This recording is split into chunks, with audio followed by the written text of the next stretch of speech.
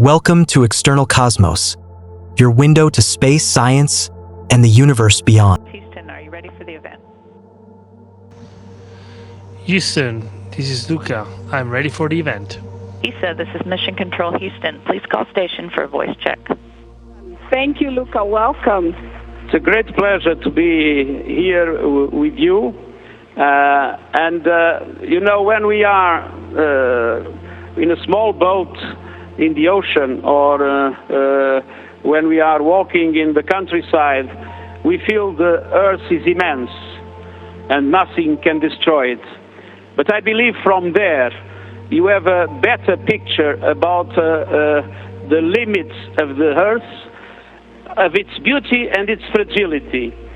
Can you tell us how do you see the planet and how the fact that you have seen it from there has changed your own perception about the risks of climate change? First of all, good afternoon to all the participants, and thank you for having me participate today. Welcome on board the International Space Station. From up here, we have the unique privilege of being able to look at our planet with our eyes. It is something really hard to describe in terms of what we feel and how it makes you feel. I can tell you that our planet is incredibly beautiful, and words really don't do any justice to the kind of beauty that I want to express, because there are so many little details that are visible from up here that I would never be able to see otherwise. We also see its incredible fragility, and the fact that we're witness to it and we can witness year after year, it's frightening, saddening, and also gives me the push to try harder every day to do something. In the 6 years that have passed since I was here the first time and this year, I have seen with my own eyes that the terrible effects of climate change. And so I hope that my words can bring some strength, some human strength and human feelings to the somewhat hard to understand data that can feel cold to the eyes of the common person. But what I talk about when I see the effects of Hurricane Dorian or Harvey or the flooding in the rivers, when I see what kind of destroying power the forces of nature that become worse and worse every year can bring, maybe people will listen to me. What I want to tell them is that our planet is our only one. We don't have another choice right now. The planet Earth is the one planet that we have, and we are all in this one planet. We are all astronauts in a way, because Earth is a spacecraft floating in space, and it's the only place that can give us hope and can give us life. So we have to do something, and I think all astronauts believe that. Every astronaut I've talked to, before and after becoming one, and before and after seeing the world myself, have expressed the same feeling of wonder at the beauty of Earth and desperation at seeing its fragility. Well, Houston, sorry for the protocol that we started in a different way as usual. Luca, global climate action needs radical collaboration across countries, between public and private entities, and from stakeholders across sectors. And this can bring about the systemic transformations that we need. Similarly, collaborating in space has often brought about unlikely partnerships that wouldn't seem possible on Earth. Do you think we could learn from space to create the alliances that are needed to address the climate emergency? Well, I certainly hope so, and I believe so. I've had two Director General of ESA since I was selected. One, they love to say that ESA is the world champion of collaboration, and that was my first one. And right now, Ian Werner likes to say that space is a bridge that joins a different world and can make the future happen. And look at it. ESA is made up of 22 countries. 22 countries with very different background, very different history, and they all come together in one common view of what we should do with space exploration, the future of space flight, and so on, and this objective of understanding our world. And then we have the International Space Station program, where you have ESA, so 22 countries, and then you have the United States, Canada, Japan, and of course Russia. Very, very different countries, very different history, and we all cooperate. Why and how? Well, I believe that there are two things that really join people and can make a moment of trust and desire. One is the big dream. A big dream can join people. Space exploration is a huge dream. It's been with us for forever. We want to understand our world, our universe, and the only way to do it, to explore it, is to put our feet on different planets, put our eyes on it, touch it. We want to feel the sand in our gloves. We want to feel we want to leave the footprint, and the only way to do it right now, today, is for everybody to come together, despite our differences. Well, the other way to join people is to find one common enemy. And today we have the number one enemy is what's destroying the world as we know it. And it's the changing of the climate, it's the rising temperature of Earth's climate. And so that is the number one common enemy. We need everybody to come together and understand that the only way to fight it is through cooperation, through innovation, the redistribution of resources, and putting those resources into new ideas. As a matter of fact, for the stakeholders, it could be seen as an opportunity to do something completely new and revolutionize the way we have the world right now. I'm talking about transportation, energy, food production. All these things can be revolutionized using technology and what we know today to make a better world and to join everybody into the fight against a changing world. Well, I must say that I am really impressed by the cooperation among all the countries that you've quoted. I think you have a much better cooperation in the space station than in the Security Council. And I can only hope that your example can fructify here also in the planet. But the truth is that we are still increasing our emissions. The truth is that we still do not have, from the countries that are the biggest emitters, a clear commitment in relation to how they are going to reach carbon neutrality and when. The truth is that even if technology is on our side in many aspects, and even we see public opinions, the youth, the private sector, the financial sector, the cities, the regions, there's still a lack of political will. Is there a message that you want to give from there to all governments that are preparing their national determined contributions for next year about what they need to do in relation to carbon neutrality? Sir, of course it's really hard for me as a single individual to express something so complex or to have the solution for all that. It's impossible. But what I wish and what I hope and what I want to convey is that our politicians, our world leaders, they need vision. Because nowadays it seems to me that we are only capable of looking at what's happening today and tomorrow. But that's a very limiting way of thinking, because it puts us into a cage. When we think about what's happening today and tomorrow, we need to think of what's going to happen 10 years from now, 20 years from now, 50 years from now. We owe it to our future, and our future is not us. Our future is made up of our kids and our children that are growing into a world that we are creating for them.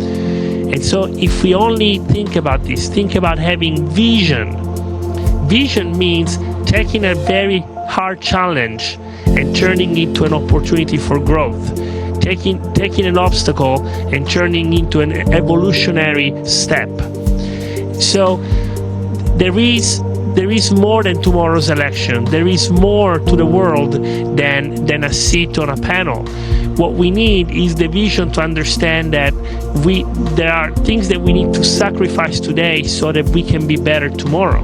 But that sacrifice will only reap benefits in the future, because some of the comforts they would have to give away will come back in a multiple way in the future. And I'm thinking about cleaner transportation, cleaner air, cleaner energy. All these things are available through technology, and space technology is an example of that. We are constantly improving what we know through our studies for the benefits of Earth. That's why we live up here. That's why I'm spending 200 days up on the space station with my colleagues. We are trying to improve technology and science in a virtuous circle. Those things can be applied to Earth, and it's high time we pulled our head out of the sand, because that's just when we refuse to see what's happening. And we need to look at the problem in the eyes. We need to see the problem in order to change it, and in order to change ourselves, and treat it as one common goal for everybody, and for everybody to hold hands and just keep moving forward. Lucas, let me explain a little bit the surroundings that people are seeing here. So Luca is not standing, it's holding with his feet onto one side of the space station in order not to float to the other side of the space station. But looks like he's standing. Oh, well, Luca, thanks very much. It's in the European module Columbus, full of stuff to do experiments, and full of cables, and everything is, even though it doesn't look like it is very tidy, it is as tidy as it can be done.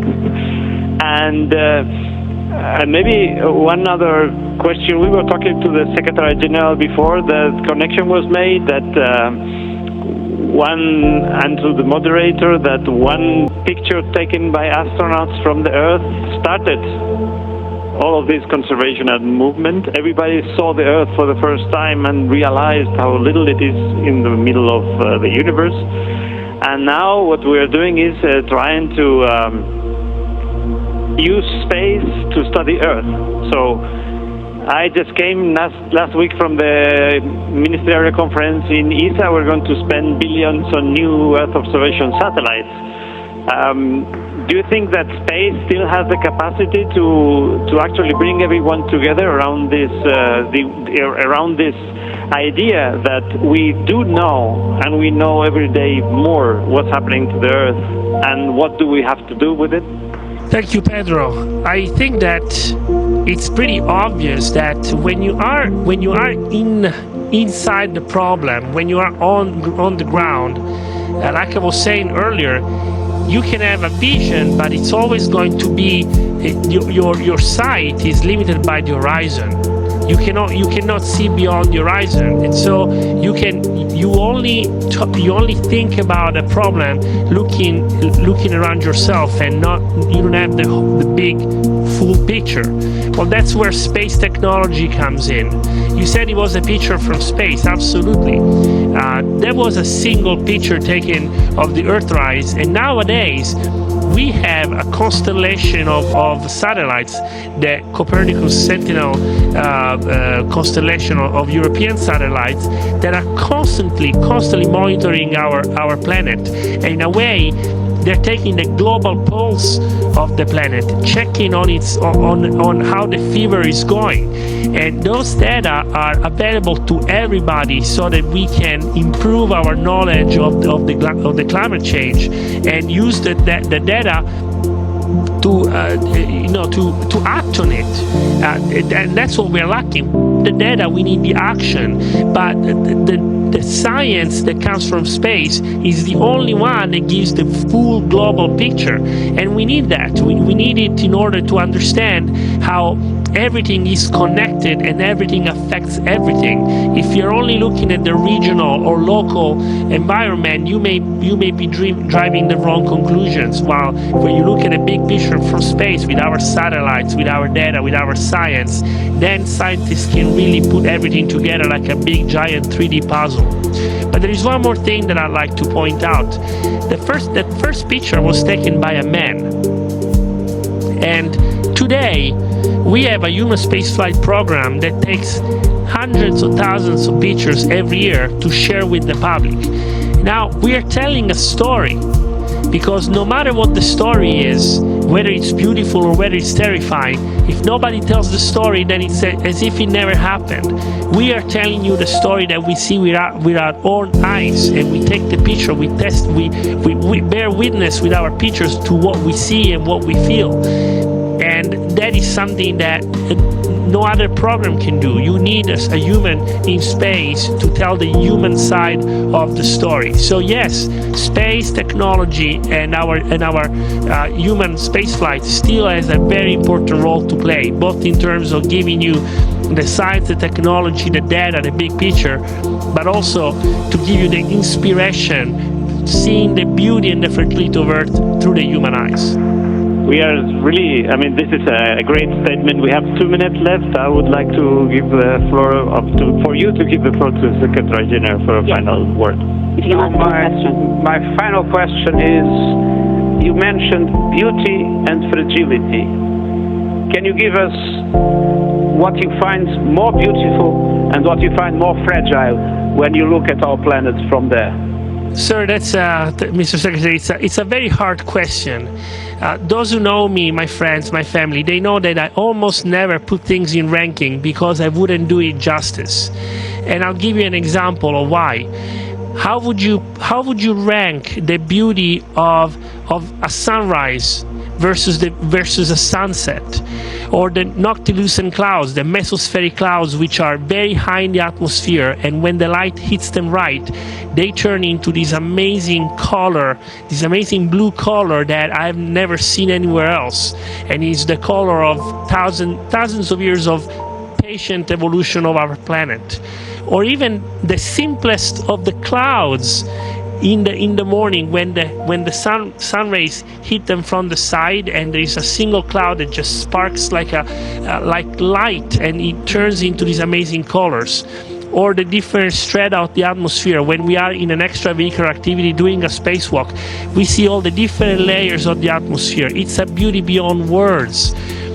The waves of the ocean crashing onto the beach, the blue turning into white, turning into sand, turning into green of the forest. It would be really unfair to pick one thing of beauty over another. Like the poet said, a thing of beauty is a joy forever, and that's what we have on Earth. We have a joy that could last forever. And as for the most fragile thing, I think that we are the most fragile thing, sir. We, the humans, because life on Earth will continue well beyond after we're gone. But we have to decide whether our fragile lives are worth investing on and make it so that we continue being good stewards of the Earth. We are the fragile loop. We are the fragile link in the chain. And I hope that message is strong and loud. Well, thank you. Thanks, Luca. Everybody's clapping at you. It's thousands of people here in the United Nations Climate Conference. Thank you to NASA and ESA for organizing this for us. Thank you for the message, and I'll give it back to you, to your science work on board of the space station. Give my best regards to all the crew members around you. Wow, that was incredible. Another massive round of applause. Thank you so much, Luca. Thank you. Bye. Enjoy your day and the view from space. Thank you. Station, this is Houston ACR. That concludes our event as we count down to 20 continuous years of humans living and working on the International Space Station. They are now resuming operational audio communications. Thanks for watching External Cosmos. Don't forget to subscribe and join us on the next journey into space.